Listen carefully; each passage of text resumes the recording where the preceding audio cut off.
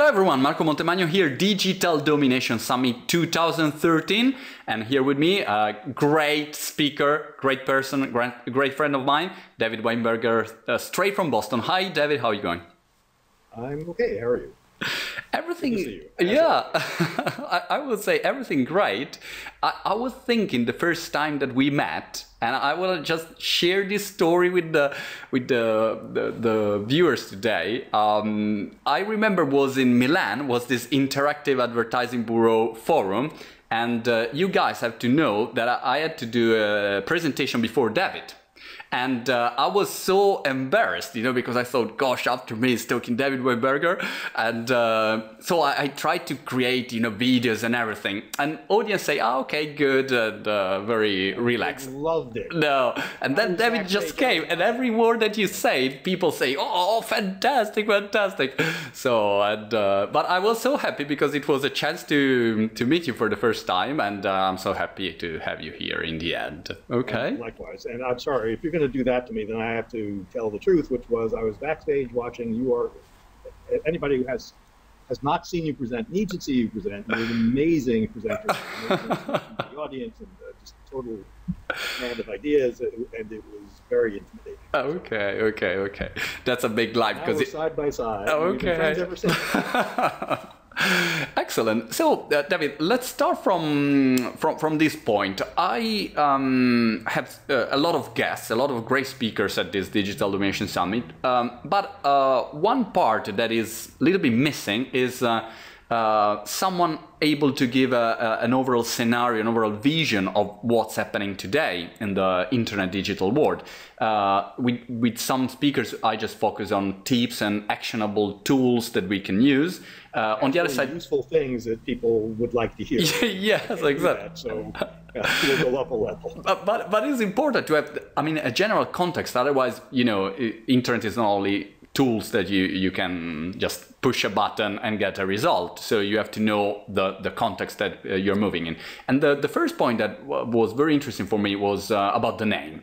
We were talking, I was telling you about the name, you know, Digital Domination Summit, which is very strong and from a PR point of view probably works very well. But then immediately, I don't know if it works really well in the right concept of the internet today. So what's your point about this domination word? I'm really unhappy with it. Okay.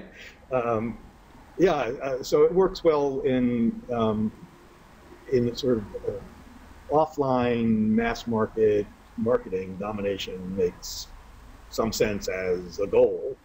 You know, it's a little hyper-aggressive, a little masculine to begin with, but in any case, I'm much less comfortable with it as a concept for the internet. But in part, this is because I'm a hippie utopian who would like the internet to reflect our better nature, not our desire to dominate, but our deep desire to connect. But in part, it's also because I think that it, in a backhanded way, continues to imply that the internet is a medium which one can dominate. And even just ignoring the domination part, I have difficulty with the framing of the internet as a medium, which is, I understand, it's a natural way of framing it, and it certainly is consistent with how we have thought in the past about prior media. But I think there's a really strong reason not to think of the internet as a medium. Why would you say that? I mean, everyone thinks that internet is a medium, or when I think when a company is planning their campaign, they say, okay, we go on this medium, television, radio, the internet, and they just start to do their job. Why you say it's not a medium? Yeah, so I think one is very likely to make a mistake in one's strategy. And I understand that marketers say this exactly what you said all the time. We have mixed media strategy. A medium is something through which a message passes. And that's traditionally what it is. Traditionally, it's a telegraph wire in the old days, or a telephone wire, or the airwaves. And the message passes through, and if the message is distorted by the medium, then it's a bad medium. You have noise in the medium. You want to avoid that. You want the message to be intact, which makes perfect sense for mass media. But doesn't for the internet, because if you think about the sorts of things that move through the internet. I mean, you can post something, if nobody links to it, nobody sees it. For it to move through the medium, so to speak, people have to find it interesting enough that they'll link to it, or they'll post it, right, or they'll repost it, and so forth. And every time you do that, of course, when you say in a tweet, you got to go see this site because it's great or because it's awful or for whatever reason, it's hilarious, it's heartbreaking, you're putting a little bit of yourself on the line. If people go there and they think it's not what you think, you just wasted their time, you lose a little of your social standing, people think differently about you. And likewise, if people like it and they repost it, they retweet it, then you've succeeded. So this is a really weird medium. If it's a medium through which messages are passing, it's the opposite of traditional media. Telegraph wire doesn't care what the telegram says. I mean, and if it does, it's a bad medium. It carries good news, bad news, whatever. Whereas on the net, things only move if we, the medium, because we are the medium. If we find it interesting in one way or another. Interesting enough, important enough that we're willing to put a little bit of our social selves on the line. So this is the opposite of the medium through which messages pass. We are both the endpoints, the senders and the recipients, but we're also the middle. Things only move because I receive something and I decide to send it along, and you receive it from me and you decide to send it. So thinking about it as the medium, this is the most important part of the internet, which this is from the very beginning a social phenomenon. Right. It only works, and it's a phenomenon in which things only move if the recipients find it interesting. And that is the opposite of placing ads and banner ads or billboards in the real world or commercials that you can't skip in the real world. We only pay attention to the stuff that we find interesting.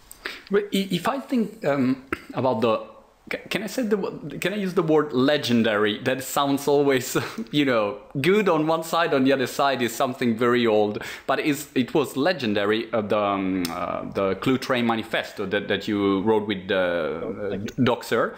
And one of the most famous sentences was markets are conversations. So is this just the evolution of that sentence that we are living, and what's the take here for the companies to say, okay, we know that we understand that internet is not a medium, but what can we do then? I mean, because we've been working in a totally different context till a few years ago. Thank you for remembering Clue Train. That was the four of us wrote it, and markets and conversations is a phrase from Doc Searles. And what I've been saying is, I think, what enables markets to be conversations. Namely, markets are also networks. And the sort of network that we now have, the internet sort of network, is one that is based upon human interest. The fact that we care about things. And we care about things enough that we will connect with others and move things from one place to another, which is how the conversation happens. Yeah. For me, networks are a broader thing than conversations. The conversations happen on the network. And so what I've been saying is that this is not an accident, that markets are conversations. It's actually built into the very nature of the network. That is, the network is only a network insofar as humans care enough to connect and to move things along. And so what this means for companies is what it meant when Clue Train came out. The site went up in 1999, so it's ancient. But I think it's the basic insight, which was not original with Clue Train, is the same. That one of the consequences for businesses is that you succeed insofar as you do not try to control the passing of messages. Insofar as you are the only entity as a business that is moving the messages on the internet, you've completely failed. That's an absolutely sign of failure. You succeed insofar as you have managed one way or another, and there are lots of ways, one way or another, to enable and facilitate the movement of your messages by making them interesting enough, including by facilitating and conversations, which is a very important way to move messages. So the next summit, I will call it the Digital Undomination Summit, and Yes. the mantra from this summit will be to dominate the digital world. You have to undominate it. So the only way is to undominate the digital. But it's true in the end. I mean, it's the way it works. Yes, I think so. If you attempt to control it by insisting upon a particular message, and especially if that message isn't true, you will be undone. You'll be the figure of ridicule as the videos making fun of you go viral, and they will go viral to the extent to which you set yourself up for it by trying to control your message. That will make you a figure of fun. It seems to me the paths to success are to include not trying to control, being highly tolerant of people taking over your message, whatever it is you hope people will believe about you, taking it over, undoing it, picking it apart, and making, putting together a new picture of who you are. And insofar as you can tolerate that, you may be allowed to participate in the process. If you try to participate by trying to control it, you will just make it much worse for you, because you will look like you are all about control and are unwilling to participate in this festival that is the net. If you can find ways to participate in which you actually add to the conversation, well, then, and participate as fellow humans, then you stand a chance. The question here is related also with, I think is your last book, Too Big to Know. Is your last book, or you wrote so many books, so I lost. Maybe my last one as well, but yeah, it's the most recent. It's the most recent, okay. And one point is that Too Big to Know is the title of the book, and the big problem here, the big question is, okay, got it, internet is not a medium, you have to participate in this conversation, you can't really dominate, but you have to, let's say, give up with your control, at least you have to participate, but how can you position yourself, your leadership as a business in this context? And you were going deep, and obviously all the people watching this video, if you just go to check the David book, and I mean, it's a full book talking only about this topic, but can you give us some tip out of it? Because I mean, this knowledge topic is something that then, in the end, we always have to deal with. So the book is about what's happening to knowledge in the age of the internet and the age of connection, and the general idea, and I'll be very brief, so I can maybe talk about how this applies to business. The basic idea is that our idea of knowledge in the West has been silently determined by its medium, which is paper, writing things down. And the paper is wonderful, blah, blah, blah. I work in a library, so fully in favor of paper and books. Nevertheless, it's also extremely limiting, which is something that we sort of lose track of after 2,500 years of being confined to this medium. Its limitations become invisible to us, and we think there are limitations on knowledge. Very few books get published, very few books make it to libraries. We think that knowledge is something that has to be settled, that it's the work of individuals who work in private, and they get their book published, and now it's set in ink, and thus is permanent, and knowledge is that about which we no longer have serious argument and so forth, all of which are properties and limitations of paper. Now, for the first time, we are able to develop knowledge at scale, with millions of people participating, without the limitations. This is, the internet is obviously huge, and it's obviously linked, and these are both things that old knowledge, medium of old knowledge. And so we see knowledge very rapidly moving on to networks where people argue. It's not that it's settled, it's rather that knowledge engages us, is in dispute, is linked forever. There's no edges to the knowledge. The edges of the disciplines don't work very well, and include people who disagree. So it's unlimited by these sorts of old limitations. And as a result, knowledge now can get big in a way that it couldn't before. It scales in a way that paper simply didn't let it. Lots and lots of dangers here, of course, but also tremendous opportunities. And we can just see, I think everybody can see in the past 15 years that we've gotten smarter as individuals, but we've also done things together that nobody ever would have imagined, with Wikipedia being just the most obvious example. But you see this in every, even semi-persistent network of people who are engaged in a topic, developing ideas, arguing with them. those networks are way smarter than the individuals in them, and way smarter than we could have gotten when we were knowing by writing. Right. Yeah. For businesses, I think there are a lot of implications, but at least one of them is that this means that business is not the best source of knowledge about its own products or services. It used to be, and I know it'd be hard for somebody your age to remember this, it used to be that if you wanted to know about a product, you had to go to the company and ask them about it and read their brochures or whatever technical information they would give you, which is usually none. You know, maybe a repair manual engine. That was it. You were stuck. And we, of course, considered the company to be the most expert in its own product. And now, not at all the case. There's a certain class of information we do rely upon the manufacturers for. This is generally stuff that you can sue if they get it wrong. You know, they said the car is this wide, but in fact it's really this wide, and so it doesn't fit in your garage, and so now you'll sue them. So there's a class of information that generally we count on the company for, but all the interesting information we develop together. So if you want to know if a particular, I'm in Boston, right? So snowy winters, and if I want to know if a car is going to, does it really work in the Boston winter? You know, it's a Mini Cooper and it's lower than the snow.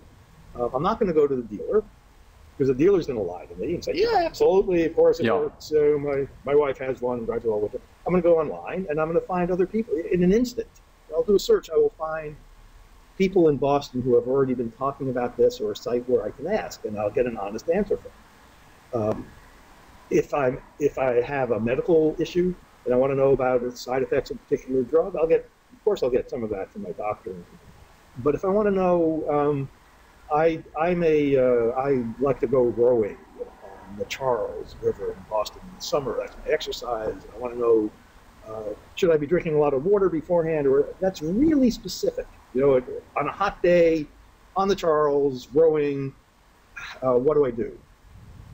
My doctor very likely doesn't know. The drug company very likely doesn't know. Yeah. You'll find enough people online that you will get something like an answer. 100% reliable? No, but you'll get some guidance. That's knowledge that is so specific that it can only grow up in a network at scale. And so for the knowledge that really matters to us as users and customers and clients, it lives in these open networks that are primarily, they are dominated, if I may use the word, they are dominated by users who are just talking about this because they're interested.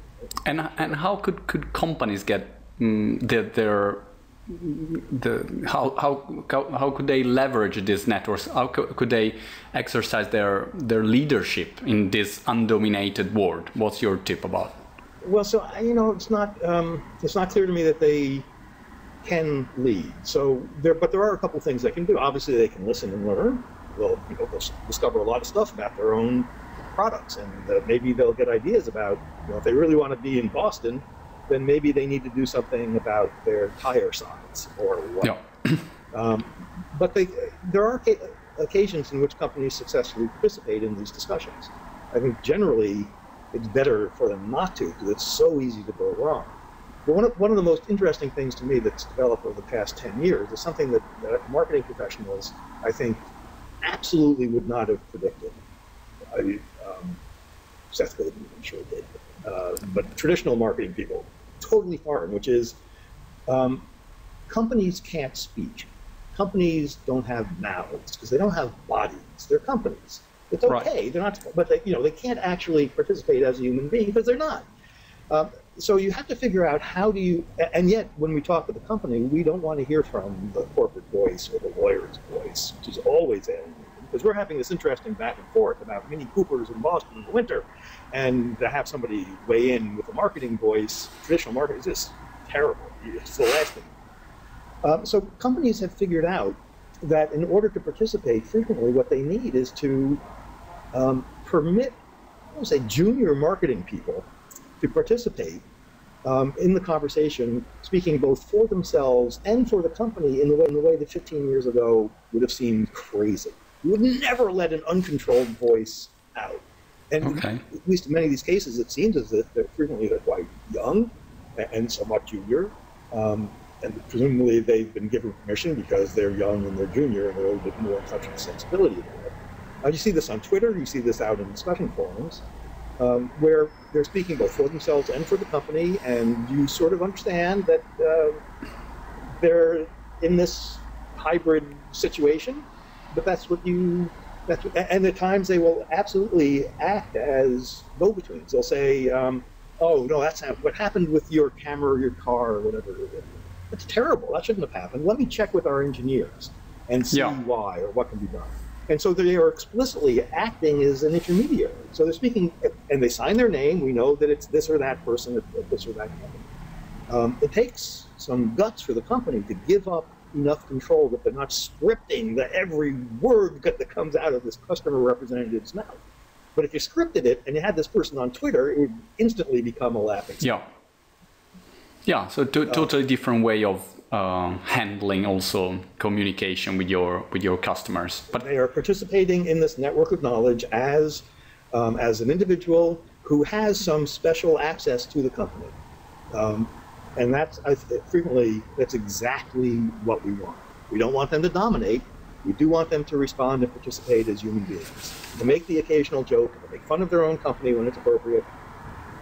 Right. David, just last question that I am asking to all the speakers. I'm always curious about what someone is using during the day, you know, which kind of apps, which kind of website are they using, because I think, you know, the tools then they shape the way you work.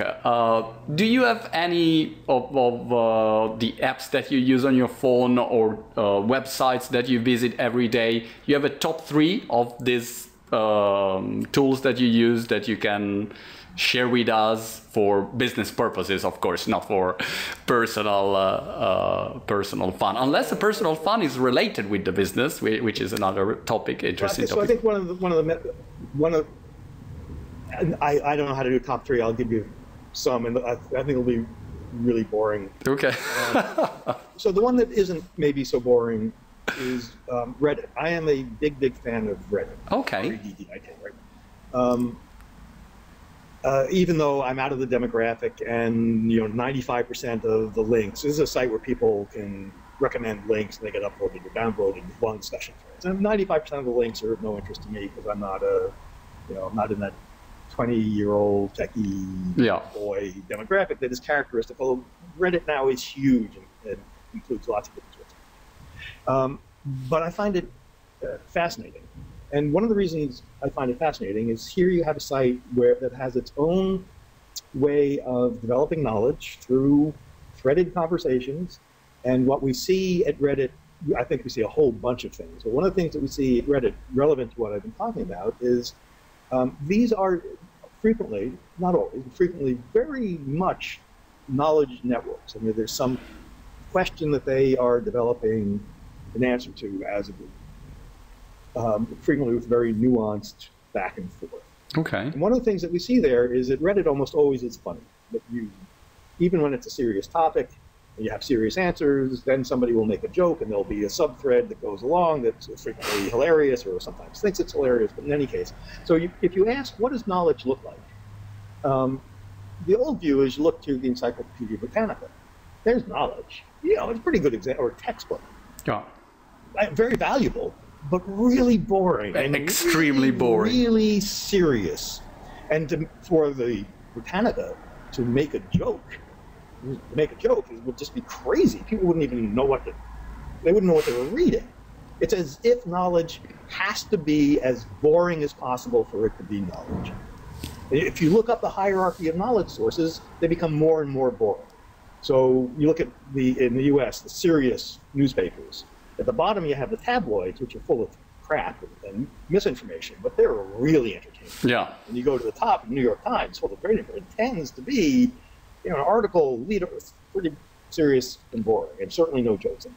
But you look on the web, and I think you see I think that's because of the nature of paper, by the way. The paper is so limited. You don't have room for jokes. Also, it's non-interactive, non-linked. You can't push back. So, you look online, and you see what knowledge looks like when it's being developed without those limitations, It's hilarious. We can't separate the two. It's funny. It's interesting. It's entertaining, and it's not diminished by that. I think that's hard to have predicted, but really obvious now. So Reddit's one place, and then I have a bunch of utilities. All right, I'll be of zero interest in it. I'll stop already because I think it's very interesting also, and I'm sure that this is the way for also newspapers, the way they will go, you know, to make it more personal, less corporate voice and serious and professional to be an authority in the end. So I think it's the way to go, definitely. All right, David, thank you so much, David Weinberger, and good luck for everything. I hope to see you soon in person, and thank you so much. Thank you.